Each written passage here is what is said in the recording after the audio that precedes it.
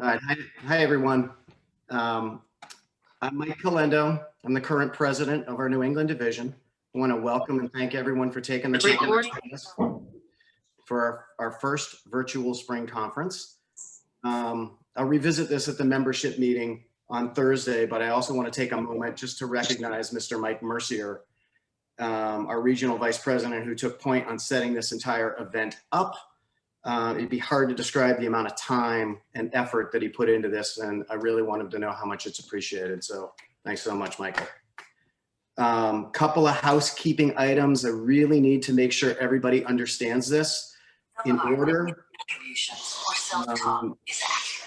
to get the full 1.5 continuing education points that are available from many of our sessions, you must have your cameras and sound on. Although being muted is more than fine, it's actually appreciated. You'll also need to take part in any poll questions or breakout sessions. And I believe right after we begin the regularly scheduled program, we'll have our first poll questions. So please look for that. All right, so to get started, I actually asked to introduce the moderator for this session because she's a friend of mine. And to list all of her accomplishments wouldn't leave any time for the program. So here are a few highlights. Judy Dixon is considered to be a pioneer in women's athletics for being the first person to sue a major university for sex discrimination under Title IX. She played professional tennis for 2 years after finishing college, playing at Wimbledon along the way.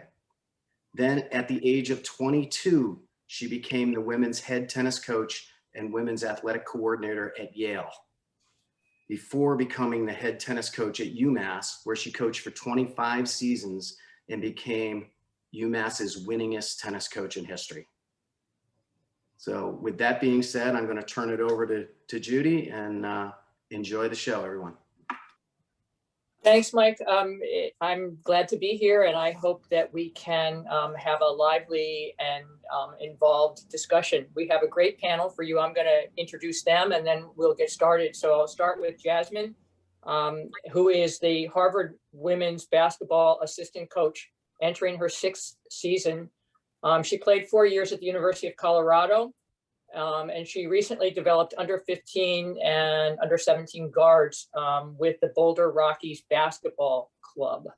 And then there is Sara that you can see. Sara Carver-Milne is the Brown University head gymnastics coach, entering her 20th year. I'm glad to hear 20 years of coaching, that you're still going strong. And her accolades are too numerous to mention them all, but she's coached some of the finest gymnasts in Brown history. She's coached at an elite level, at a club level, and a high school girls team, and was a national competitor herself. And finally, we have Lex Carrington, who I've known since he was probably 10 years old. And he's been coaching tennis for over 20 years. He's a high performance coach with the USTA. As an athlete, he was one of the best junior players in the world in tennis. As a coach, he's coached both men and women tour players, but his finest accolade, I think, is that he has 3 wonderful children, all of them athletes. Sophia, his oldest daughter, plays number 2 at LSU, a nationally ranked D1 program. Noor is 15 and plays both Florida and national tournaments. And Ibby, my favorite, the son, was a motocross kid and now plays golf and national tennis tournaments. So that's the panel, and I'm sure we're in for a treat with all 3 of them. So my first question for the 3 of you, and actually let's start with Jasmine with this. If one of the things that I had been reading about is that studies show that girls drop out of sport at twice the rate of boys between the ages of 12 and 14, which I found that was a disturbing number. And what they're talking about is time commitment, the cost, injuries, and girls want to have fun. So, so Jasmine, can you speak on that and just tell us your thoughts? Sure. Yeah. I mean, I'm with you. I think that's disturbing. When I think about the time commitment cost injuries and not having fun. Personally, I don't think that those reasons have a lot to do with it, generally speaking. Maybe I think one thing that comes to mind is at that age, a lack of qualified coaching for girls who are starting to get into sport. I think, yes, girls want to have fun when they're little and they join teams to make friends, and that may be part of the reason that they do that. But I do think that, a lot of it probably goes back further to parents coaching their kids when they're little. Generally speaking, it's probably mostly dad coaches, and I'm not trying to go on this long tangent with that, but I just mean there's not as many moms who used to be professional or collegiate athletes, maybe coaching their kids and being that example for those girls. And so I think the qualified coaches maybe aren't as present as they are for the boys at that age, and that may lead to girls not having as great of an experience and probably dropping out. That would be my first reaction to that. Okay. And Sarah, can you weigh in? Sure. I think you tend to lose sight of why you started the sport in the first place. When you're little, it's fun. You are constantly learning and growing and reaching goals, and that slows down a little bit when you get older. So continuing to show them how to set goals that are attainable and interesting, and creating that environment in the gym or within the team that is their social scene. It's a place they want to go to every day. It's not something they dread or they're doing for their parents. Making them independent when they're younger and self-motivated rather than doing it for somebody else, I think has a lot to do with their longevity in the sport as well. Okay. And finally, I saved Lex for last on this because Lex is a dad. And obviously he's a guy who's coaching his daughters, and both his daughters have stayed with it all the way through the difficult times. So Lex, this would be an important topic for you. And how did you sort of manage keeping your kids interested and motivated and being the dad and the coach? Yeah, I think the most important thing is Sarah hit on something that was really important was attainable goals. So the attainable goals on a daily basis for us was to have fun together and a healthy way to raise them. I mean, Judy's seen my kids since birth. So I guess I always got in battles, especially when I moved to Florida, because I was never willing to sacrifice having fun on the court for them being professionals, which 1% of society are going to make. I never thought that would be the deciding factor. And I always said that I think the great ones are great in spite of having crazy parents and crazy people around them. Maybe they were going to be great anyway. And the last thing I would say is that when tennis in particular, the 12 to 14, I always said, if anybody wants to know what it's like, just go watch the movie Mean Girls, right? Once you get to that high performance level, there's the movie to watch. And I'm sure it's like that in a lot of other individual sports. And so I would say that's why a lot of kids drop out. It's not fun. There's a lot of mean stuff that goes on in individual sports. Yeah. So Lex, so this is Mike's favorite question. He asked me to push this one through, and I'm sort of interested in your take on this. What's the difference between coaching girls, your two girls, and Ibby? Wow. I would say probably more has to do with the way I approach things, or, at a young age, I think they all want to have fun. I think we shape them and we label them so early that puts a lot of restraints. I know there's differences in gender differences, but the only difference is allowing the girls to be themselves as much as you allow the boys to. I mean, I think there's a tendency where everybody says it's great that you got a wild man, but the girls are expected traditionally to listen better. We say they learn better and all these other things. So there's not a huge difference, to be honest with you, in my opinion, the way I do it. Okay. So I read something that said boys generally aim to perform well so that they can gain acceptance, social acceptance. And when girls don't feel accepted, then they drop out, right? So it's just a little bit different take on this. So also, there's a topic here called failure at an early age rocks. Meaning, so I'll start with that one. And Sara, can I start with you on this one? What does that mean to you? Well, it's getting out of that everyone gets a trophy mentality. Teaching them to fail teaches them to change their mentality, change their work ethic, and strive for better. If you're constantly winning and not ever facing failures, then you don't know how to work through adversity, and you're never really going to fully grow. I always tell my team, challenge is growth. And I think that's key to, number one, continuing to get better, but number two, staying passionate with the sport. Mm-hmm. And Jasmine, how do you feel about that? I couldn't agree more with you, Sara. I think we talk a lot about challenges, growth, and even in loss, you're growing. So yes, at our jobs, at our level, when you have to win in order to keep a job. So winning is important, but thinking back to when kids are learning how to fail, especially through sport, I think it does a great job of shaping character and teaching them those life lessons of being able to succeed through adversity and to fail and then be able to get back up and then find success through that past failure. So I'm a big fan of that concept. Okay, sure. So Lex, the next question is for you. You're gonna love this one for me. Are life skills important in developing healthy girl athletes? Absolutely. I knew you would say that. I knew. Absolutely. Because every absorbed parent says to me, "Are you the parent or are you the coach?" And I go, do you want them to be a pro? And it's like, they're going to have a life beyond just sports. And so the life skills are where it's at. So the healthier you are as a human being, the healthier you are going to be whatever type of pursuit you're into.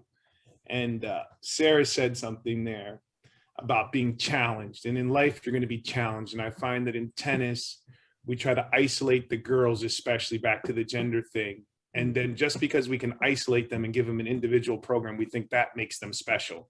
So then in turn, you skip stages of development, which tend to not be as much the case that I've noticed with boys, where we just throw them out there and they battle. And I have tennis parents at the courts, they take their daughters and they just want to put them isolated. You know this, Judy. And then they miss the challenge. They don't get challenged. They're just too comfortable. And then they don't have the life skills. So, and there, to me, that's a big. In Division I coaching, I know life skills, at least at UMass, there was life skills courses for athletes that they had to take, and it was just a 1-credit course, but they had to do that. So, Jess, what goes on at Harvard for life skills training?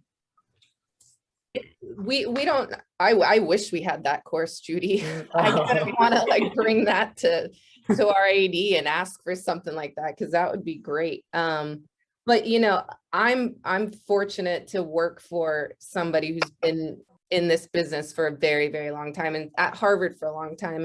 And Kathy puts a lot of focus on the life skills part of what we can teach our kids through sport. And one thing that we like to talk about is getting comfortable being uncomfortable, and I think that that's a concept that is great in sport, but also in life, and teaching our kids to get outside of their comfort zone and being comfortable being in those spaces. And so we put a lot of focus on that, and I feel like we could write a whole course about it, but I wish that our kids had something to go to, like you said, at UMass. But yeah, and well, is there something like that at Brown?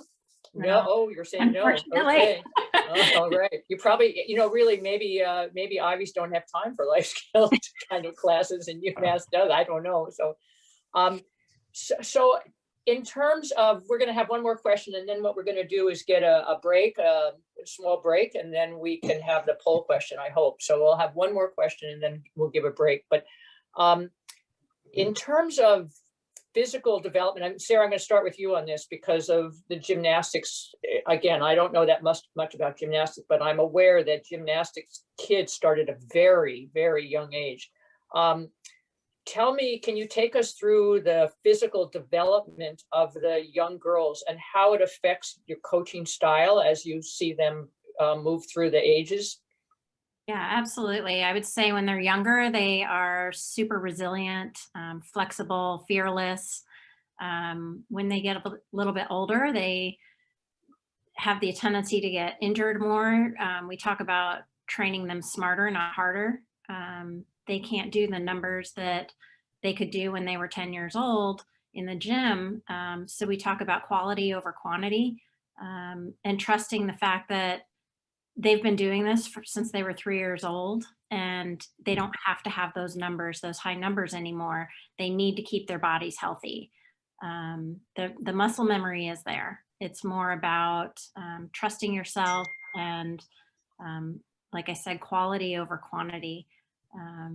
And that's a really tough thing for a lot of older gymnasts to understand, because they're just used to going in and doing 10 beam routines every practice. But if they try to do that in college when we're training less hours and their bodies are older and a little more sore and they don't recover as well, they break. And so getting them to have confidence in all the training they've done previously, and knowing that they can just do 2 quality routines over 10 okay routines and still be at that competitive level is definitely a learning curve for them. Okay. And Jazz, is there a similar kind of thing for basketball in terms of the physical development of, like, my daughter played basketball at age 10, but it wasn't the kind of basketball that did anything except for stand. So there was not much happening in terms of, getting in the way. But what goes on with basketball as you get through whatever the young ages up until through college? Yeah, I think with basketball, you start out with the young ages. It's teaching kids how to be a part of a team and how to work together as a group. And it's definitely more of a team focus when they're younger. And I would say middle school and even high school, because you've got most kids that play in high school aren't going to go play in college and beyond that. So it's more of a team focus. But I would say as they get to their, junior, sometimes sophomore years in high school, and these days it seems like it's getting younger and younger when kids start to really focus on that sport on an individual level. That's when the training shifts from, okay, now we learned how to be a part of a team and work together and be great followers and leaders, and now I'm focusing on my individual skill set in order to get me to that next level if that's what I want. So I would say that's a progression in basketball. So then Lex, I'll come to you, because again, I've seen your kids from the time they could barely walk, and started out so little, and now, the kids are grown, and Sophia is tall and strong and everything. Did your coaching have to change as you watch their physical development? And if so, how did you change your style? Yeah, the volume, they just can't take the volume, I found, once they get older. And I don't know if that's because we do so much destructive volume when they're young. Actually you grow, you learn with all your players. So you learn with your kids too, right? My oldest, I think there was just too much volume with her body type. And I think body type has a lot to do with it also. And as they get older, I think you need to train smarter, like you said, Sarah, and the less reps, and it's more of a mental game and learning how to apply what you already know. But there's those developmental state years. At 15 years old, they still need to learn, but I just don't think you can put the amount of volume on them. But a lot of it might be predicated by what you did at 10 years old with them. And injury care probably with tennis, with all the reps, and probably gymnastics and basketball too, right? My oldest is always hurt. She's a big girl. She's 5'11". She's strong and athletic, and she was just practicing with Bianca Andrelescu last week, who unfortunately just tested positive for That'd COVID. be a nightmare. Yeah. And Oh, it is. It's hard. Yeah. Yeah, She I was saying mean, how Bianca does, it was amazing how in practice Bianca will throw up what we call a moon ball or just do some random things, and how little time she spends on volume of just hitting big shots. And she's 8 in the world. yep, yeah. Oh, good. Okay, so this is a natural break right here. What we're going to do is, Mike, I'm going to throw it back to you, I guess, for the poll question. Do you work with competitive girls? Multiple choices. It's either yes or no.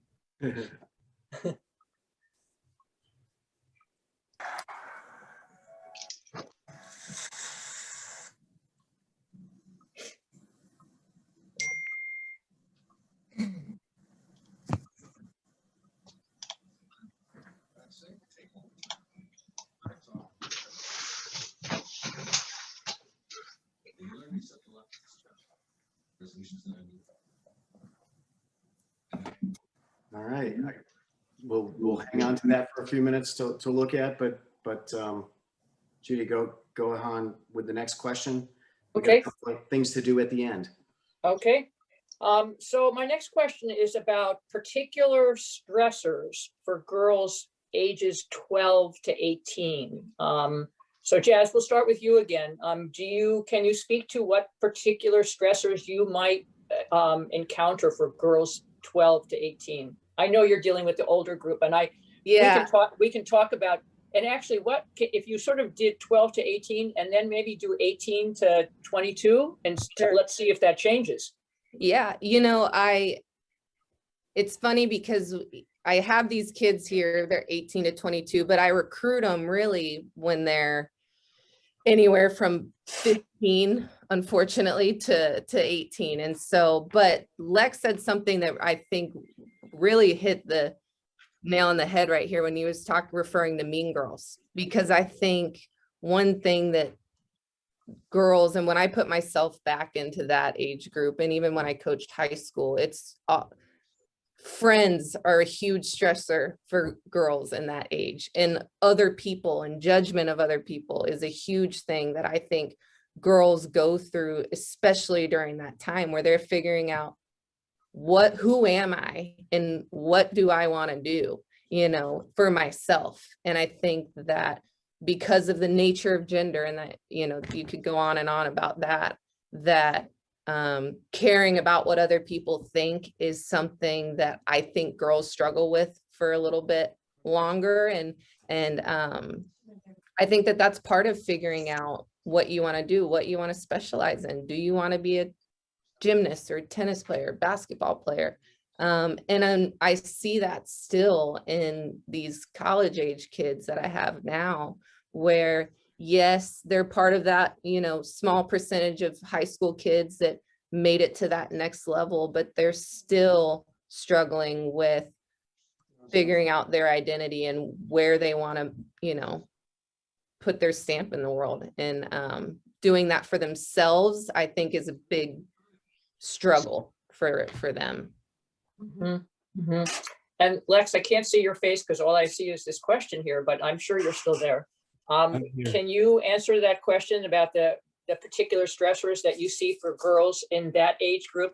Well, let's start with the 12 to 18, and then let's go to the stressors that you see with Sophia now at college. One of the first things that comes to mind is, can they be honest with you in terms of, can they really say they don't want to practice, or they want to practice, or they'd rather go do something? I mean, I see it every day with the girls that I coach right now. It's like one's trying to please her dad. Another one doesn't want the mom to be upset because she's so invested. And so they take on a burden. And then I hear my son come to the courts and go, I don't care what anybody thinks. I want to win. And I don't care if anybody, you know what I mean? It's like, I don't care if dad doesn't like the way I win. I'm just trying to win, And so you hit the nail on the head, Jasmine, when you were saying about being accepted with their friends, all the way down to the way they play. Right. It's like, this is not an objective sport. Sorry for the gymnasts, maybe, where you get judged. This is purely you win, you lose. And the girls are still talking about, the style of somebody else's play, or, so this is how do you develop that is a tough one. And I don't think you can do that if you let them only be absorbed in one discipline. They have to do other things. I think you have to force them out. In life, you have to deal with multiple things. You can't just be tunnel visioned.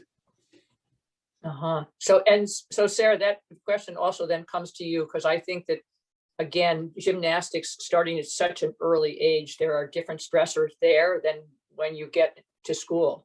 Sure, it's a little backwards for gymnastics in that it's an individual sport growing up, but then once you come to college, it's all of a sudden a team sport, and that can sometimes be difficult for them to understand and accept in different ways, in selfish ways where they always think that they should be the one competing and they're the best, but also in the type of pressure that they're dealing with. They used to just have to be worried about letting themselves down individually. And now they're on a team of their best friends. And if they fall, it affects the whole team. And that can be a completely different source of stress and anxiety for them that they haven't dealt with before.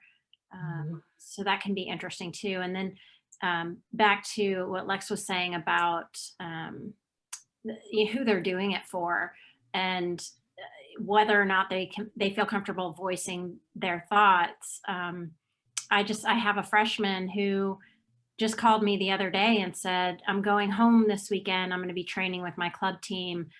How do I tell my coach there that I'm not going to do the exact same rigorous workout that he's having his team do right now because they're preparing for a regional championships and he's mad at them for not doing well at their state meet? And it's interesting that she still has that mentality of being afraid of her coach or afraid to have a voice and say, I'm in college now, this is the team I'm competing for, and I've already proven myself to you. But in a kind way and respectful way, just saying, this is probably a better way for me to organize my workout right now. And I'm not physically in the same place that they are because we didn't compete this year. But that's an interesting part of their development too. I get a lot of gymnasts that come in and they are afraid to tell me that something's hurting because that's weakness, and teaching them to have a voice in a positive way and how that can have them take responsibility for their success is quite a learning curve for them. Mm-hmm. And interestingly, that takes me to another question. Lex, I'm going to start with you on this, and because I know that your kids came through, as an individual sport person, and now you have a daughter in college, and I'm going to think back and think, Sophia was homeschooled, right? So she didn't get a chance to play on any high school team. I might be wrong here, but on any high school team or anything like that. And then all of a sudden, she's going from an individual, a very high quality player, to boom, on a team. Can you sort of speak to how that change was for her? Yeah, well, like you said, she was homeschooled mostly, but she did go to school some and play basketball, but it doesn't translate to tennis because, like you said, and the Sarah, the gymnast coach, said, these kids get to college and they're used to, like, I lose and then they're depressed, everything's over, right? Or then I lose and then the team might lose. So that's a very difficult transition. And it comes a lot down to what you were just saying about telling coaches you're hurt, Sarah. I mean, telling the coach, look, I've been doing this my whole life. I can beat 95% of these girls when I was 15, right. But if I'm hurt, I can't play. Mm-hmm. So how do you express to the coach that, we need to do things a little differently, but yet you're still on the team? I mean, this is a difficult one. This is a life skills one. And that went into choosing the school for her. The golf coaches helped me choose the school because I wanted her to maybe go to a better academic school, what I thought was better academics than LSU, but we ended up going with where she could communicate with the coach and where the coach we felt was at a certain level where he could understand what she was talking about. And so, preparing the girls for college, especially tennis players, I mean, that is just, the better they are, the bigger divas they are. I'm sorry, but that is the case. And I see that, I don't want to exaggerate, but I mean, 80% of these top girls, when they get to college, if they haven't played pro tennis, they're like ready to hang it up.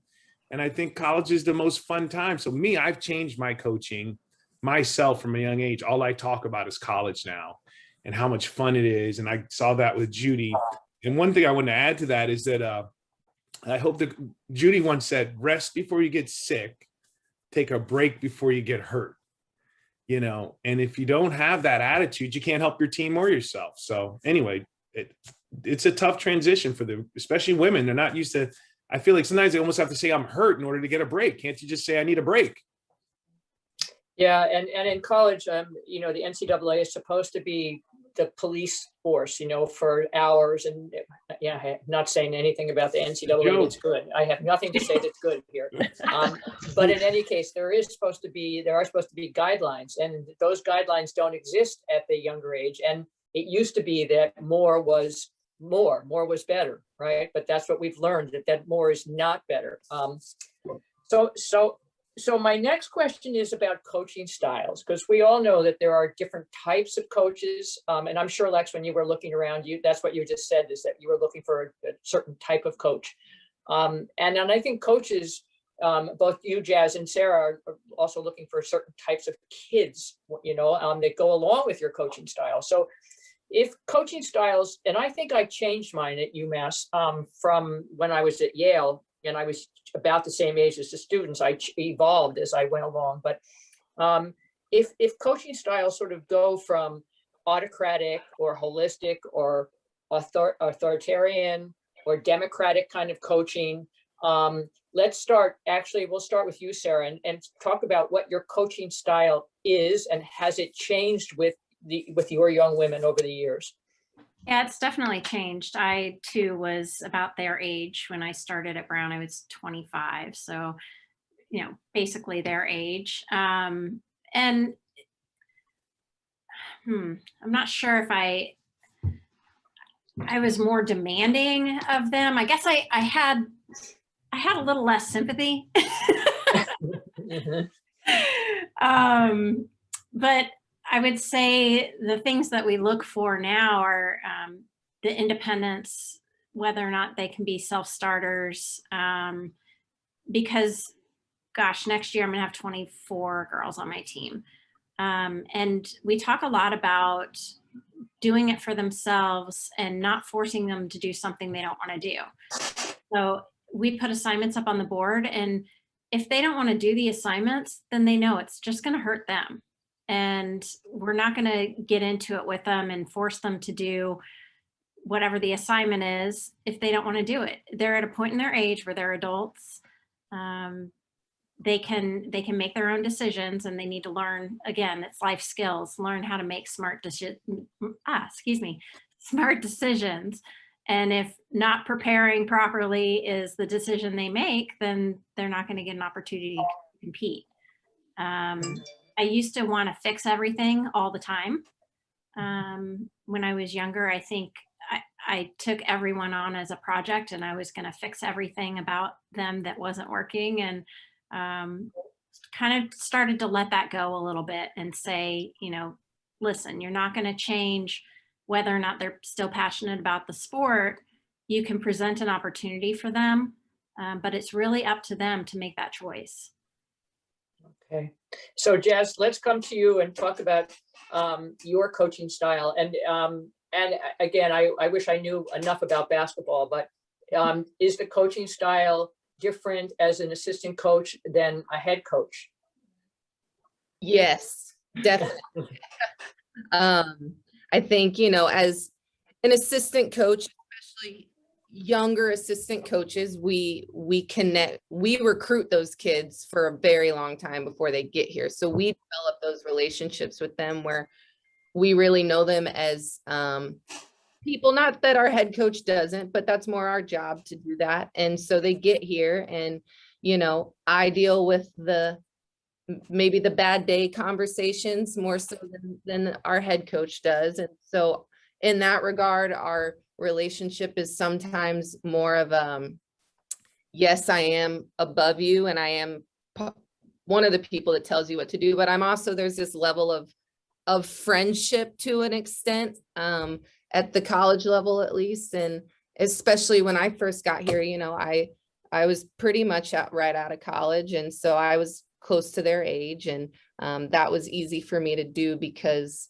they came to me with their problems, you know. And so I had that relationship was different than our head coaches is with them. I would say my style of coaching has definitely changed. Sarah, I could relate to you about when kind of wanting to fix everything, especially when they were coming to me with their life problems. And then I have them on the basketball end, and I'm like, okay, let's make it all better. You know? And so now as I've going into my 7th year here, it's changed a little bit. And I have this aspect of, you know, if you're telling me these are your goals and you want to reach those goals, I'm going to be really hard on you and hold you to those goals if that's what you want. If you don't want that, I'm not going to try and make you want something you don't really want. That's not my problem, you know. And so I have that balance where I've kind of stopped trying to fix everything for them, where I see, oh my God, you could be so great at this. But if you don't want that, then that's okay. That's on you, you know. And so I've kind of grown to that. And then at the same time, I do have this feeling of, you know, you're here for a reason, and basketball is a big reason with that. And no, we don't have scholarships, so I won't go down that road. But, you know, you are going to take this seriously because that's a big reason why you came here. So I have to find the balance between that sometimes in my style. So I'm just going to ask you one more question. I'm going to interject this because I happen to, having coached at Yale, know this. If people don't know this, at an Ivy League school, there are no such thing as scholarships. So one of the things that happens at Ivy League schools, including tennis, is that student athletes go, they get in, they get their, in my days, they used to call it a package, an entire package that they were offered, which was financial aid. They just didn't call it a scholarship. And so it allows the student athlete then to quit, right, often, which gives the power, in my opinion, it gives the power to the student athlete. Unlike when you come to LSU or you come to UMass and you're on a scholarship, the coach holds the power then of scholarship athlete or non-scholarship athlete.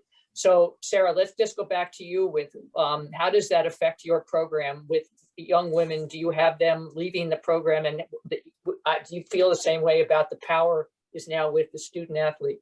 Yeah, that's how I recruit against the scholarship programs. Okay. I tell them the coach is going to own you, or you can come to an Ivy League school. Great. But in all seriousness, it's definitely a problem with them getting in and quitting. It's not easy to stay at a Division I competitive level. It takes hard work. There are a lot of other things they could be doing, a lot of things their friends are doing that they can't do.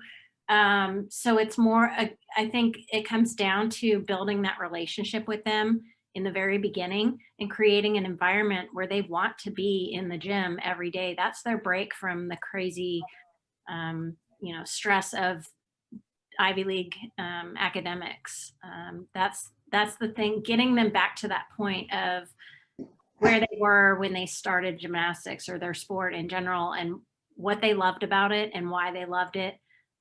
It's also part of their identity, and creating that identity for them. Lex, I try to tell them that we're the SEC of the Ivy League. We sign posters, we get as many fans as we can to the meets. Creating that environment that makes them very proud of what they've accomplished and wanting to be there, I think are probably the biggest parts to keeping them on the team.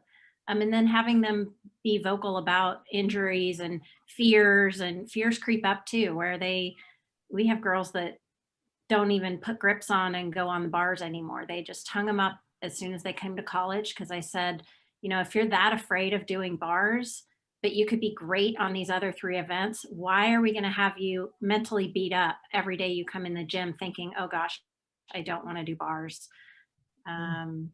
So, I guess those are all the things that encompass. Yeah, yeah. So Lex, for you, is your coaching style the same for Ibby and the girls? Does that differ? And has it changed, or how has it changed? So you're asking for the gender differences. I mean, Yeah. my coaching style has changed a tremendous amount over the years. I was lucky to have people like you involved with me when I was young. And, you know, I remember one guy, Paul Revere, you probably know him, he was a president of a small community college. And he said, you know, talking about what Sara said, that you're going to put a girl in a new environment, take her away from home, all new friends, and you're going to take the one thing that was a consistent in their life, which was tennis. And he said, so that's a lot of variables to throw in. And, you know, so with Ibby and Noor having girls, I think they're sports women, men, whatever the word is, that's a part of their life, being in sport.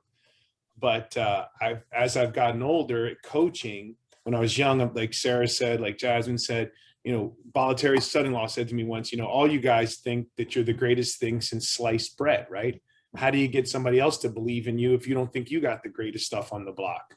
But as you get older, I think you start to see and start to accept that it takes a lot more than one person to make somebody successful in life. And, you know, I started just thinking about, you know, all I can do sometimes is teach the skill and then help the person, but I'm not a PhD in psychology. So I try to do a little less, and in doing a little less, I probably do a little more, you know, especially after seeing all the catastrophes that go along with the sport. And I think that's the most important thing with my daughters and with my son, is that I don't want to do any harm. And so I'll never take the side of the sport over harming any of my students. Wherever that leaves me as a coach, I say my ego, I'm good enough technician that, hey, somebody else has to go to the next level. So that's the biggest change, is that I'm not willing to put them in that harm zone. So. Mm-hmm. And so I would have a follow-up question to you. With your development, as I sort of said when I, you know, introduced you, you were one of the top juniors in the world. And then you went on to Pepperdine, right, for a bit before you came back to Western New England. Tell me what was going through your mind, you know, as you went from top in the world on to college. Right. So there was just total failure, right? I remember I did Arthur Ashe's eulogy from my dorm room at Pepperdine. I used to practice with McEnroe because there was just no management. I was taking money from 15. Things got messed up. I had to be ineligible. And so that was one of the things I think about with all the kids I coach, is to try to manage them in some manner, in a healthy manner. You know, in my career, there was nothing thought about beyond just playing tennis. I quit school at 15 and never went back in the classroom. And, you know, with all these kids, they're going to have lives after their sport or along with their sports. And when I was coaching the pro girls, I always said, how many guys are going to ever be able to be with these women the way they are, or women or whoever? How are they going to have partners in such traditional worlds where, I mean, they have to get up at a certain time, you know, I mean, they're used to being into themselves. So that comes down to me. I was just like, never thought about anything but playing tennis. And I always liked academics and everything else. So my daughter's being in SAC school. Let me tell you, 5 days a week, I say about my younger daughter, are we sure we want to go to an SEC school where they own you? And then on the flip side, it's like, do I send my daughters of color to Furman or to Pepperdine? So, you know, maybe coming to New England, back to Ivy Leagues, I'm a huge proponent of a scholar athlete, and I just don't see that out there. I see athlete. I see Okay. athlete. Yeah, I mean, I think that's really critical. I was just going to add something. I coached men and women at UMass for a while. And, you know, one year when the men's team was dropped, I think the men's team was 0-18. Yeah. And every single time they went out on the court, they thought they were going to win, even though they were 0-18. And when they would lose, they would come off the court and they'd say, that team sucked. And I'd say, well, we must have sucked worse. I mean, I don't know, you know, I mean, but they were ready for the next one. And conversely, the women's team, they would get nervous if the St. John's team showed up in really nice Adidas outfits. You know, it's like their, I think their sense of self was much more fragile. You know, and when I coached the men, I would tell them what to do and how to do it and when to do it. And for the women, it was more of a democracy. let's talk about what we might do, and let's have much more dialogue in terms of, I wanted them to buy into how we were doing it all the time. So you just seem different. So, all right. So Jazz, the next one is for you. Okay. What does it mean that coaches need to be intentional orchestrators of adversity and challenge?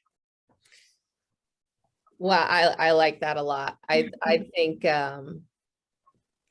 that's one of the things that I think I have the most fun with in coaching, because I think, you know, in order to be a championship team, you have to be able to perform in adversity, and you have to be put in situations where you have no choice but to find a way to succeed when everything could go wrong is going wrong, you know, because that's going to happen. And I think it's really important, especially at our level that we coach at, is we intentionally do that in practice every day. We put our kids in situations where, you know, they have every disadvantage they could possibly have, but in that moment, they do have an opportunity where they can figure out a way to win, even in that. So I think that's an extremely important part of coaches' jobs, especially as the higher up that you get. And I mean, and it's important in high school and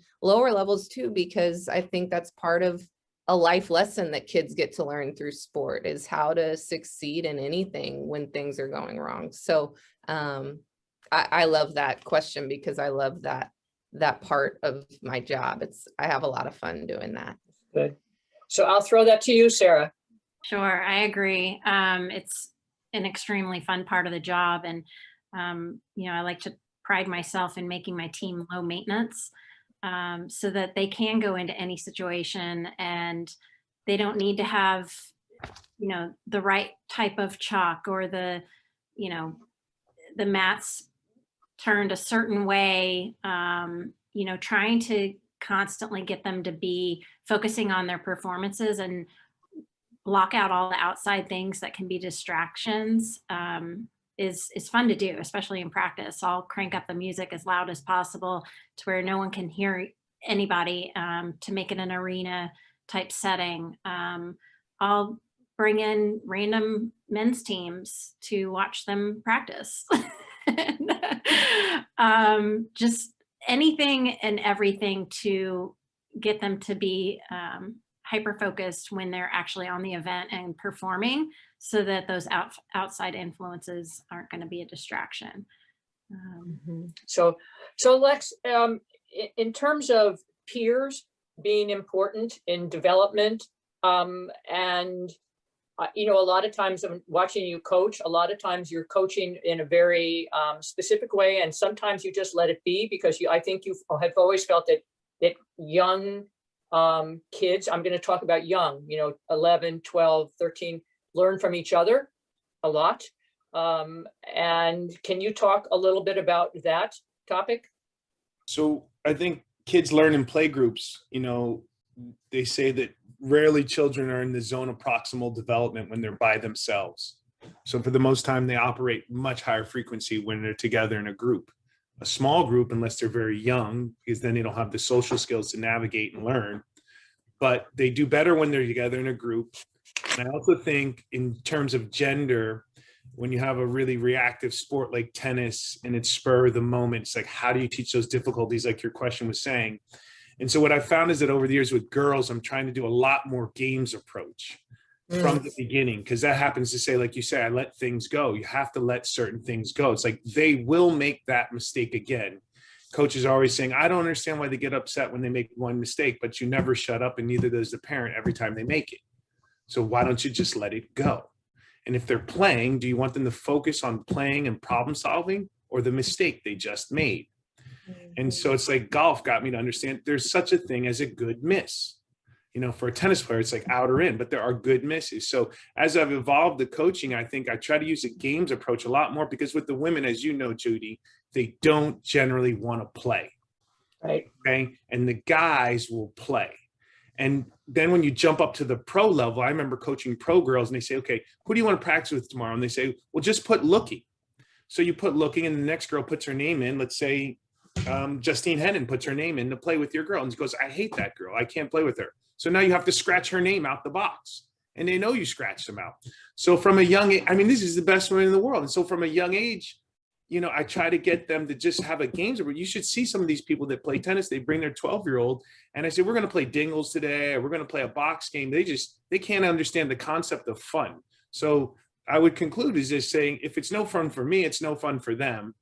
So if you can make it fun, that can be challenging because the fun is challenge. Mm-hmm. Yeah, I mean, I do think fun. I mean, coming to the tennis center and watching you and your dad, and you know, the music is going on, and you've got all these other things besides just the tennis racket, right? It's all these other things, right? So again, I would say that 12 to coaching at a young age, 12 to whatever, is very different than when we get to college. I just think that that's a completely different thing. So now, Mike, I'm going to ask you, Mike Calendo, is there a way to have any questions at this point in the program for people that are, or is that Mike Mercier, is that not possible, or can we do that?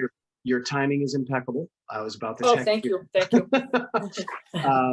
What we'd like to do right now is we'd like to go into a breakout sessions. We're just going to split it into 2 rooms. We're going to put 2 panelists in each room and just do 5 minutes of Q&A directly from you to the panelists. Sound good? Great. All right, Mr. Mercier. There we go. Why, Chris? What's up, man? Worried about the Steelers on Thursday? I'm always worried about my Steelers. You should be. At least we don't have a fullback playing quarterback. Got that going for us.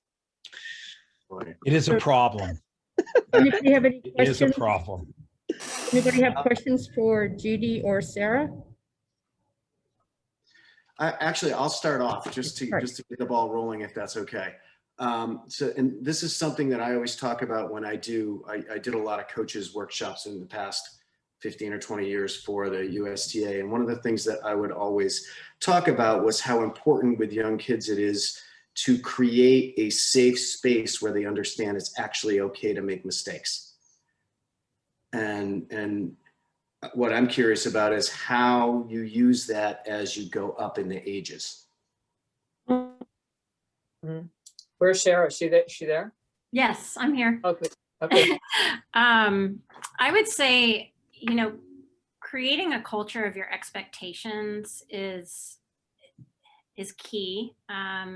You know, we were talking earlier about how you don't want to force people to do things they don't want to do. And we constantly talk about how that comes down to effort. You're going to make mistakes. We expect you to make mistakes. We don't expect you to always be perfect. We expect you to fail. But what we also expect is that you're always putting in 100% effort. You know, and that's something that you have control over. Your foot may slip off the beam and you may fall. That's maybe out of your control in that moment. But if you fight to stay on after that mistake, rather than just jumping off and rolling your eyes, then we don't have a problem.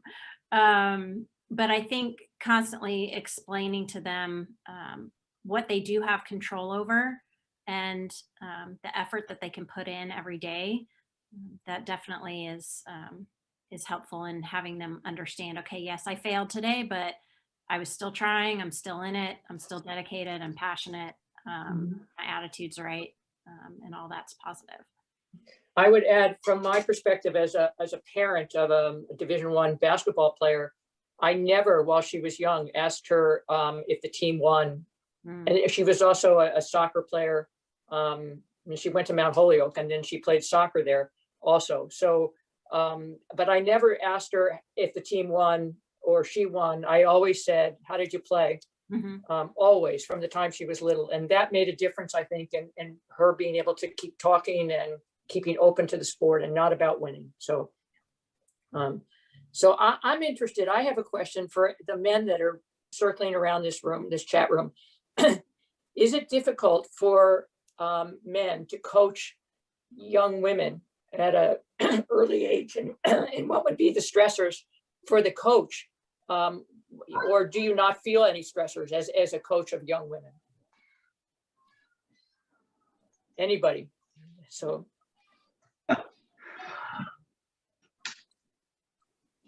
I'll jump in.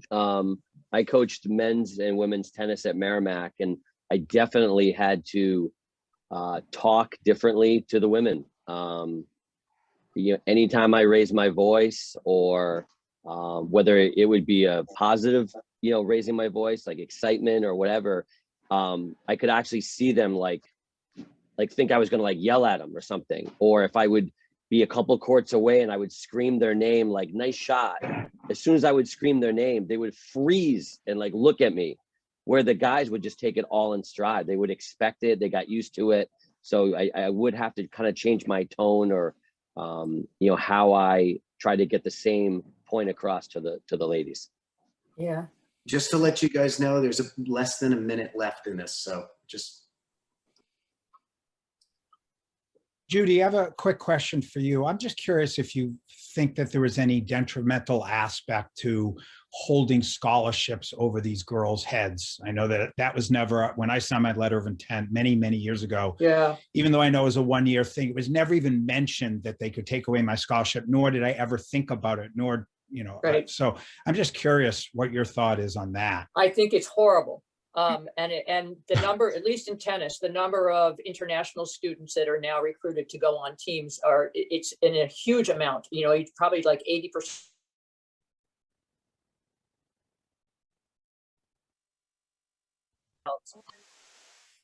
Yeah. So it's a good question, and I think it's a horrible thing. Gotcha. Thank you.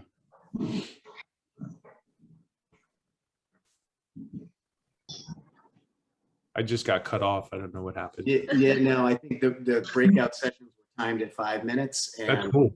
and we hit the 5-minute mark, so we are all back together again. I know that was really short, but we're getting really close on our hour mark.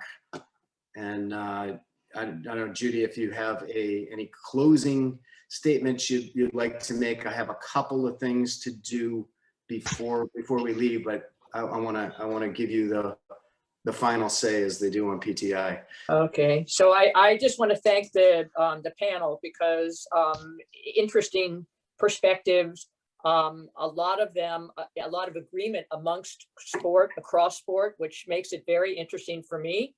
And I really appreciate everybody participating, and I think that the questions were hopefully insightful, but the answers were even better. Yeah, and honestly, I want to echo that. I mean, I think all the panelists were spectacular, and I love the interdisciplinary aspect of this session, hearing coaches from other sports talk about the similarities and the differences in dealing with their players. I think it's very unique for our association. So thank you all so much. I think that was really one of my favorite sessions that I've attended in quite some time. The last thing I want to do is, we do have a couple of prizes to give away today. We do have a couple of $15 gift certificates at Fromouth Tennis that we'd like to give away. And we did a little random drawing over the last hour. And I hope you guys are both still on, because I can't see all of you. But the two winners are Adrian Alteri and Paul Kidd. So if I could get those two to go into the chat box and give us their contact information, you can send it direct. If you don't want to give it to everyone, you can send it directly to either Michael Mercier or Pam Dodman. That would be spectacular. And we will get those to you as soon as we can. So if we could get a mailing address and a phone number, that would be great. And Michael, are we all set to? Yes, thank you everyone for attending. And also we have our next session at 1 o'clock today. Pretty another exciting session coming up. And sorry, Lex, I know that you wanted 3 hours for this, but they warned me about you. So Lex, I have nothing to do that. That's all Judy. I'm getting back on the court, man. I got to go grind. I got to go grind.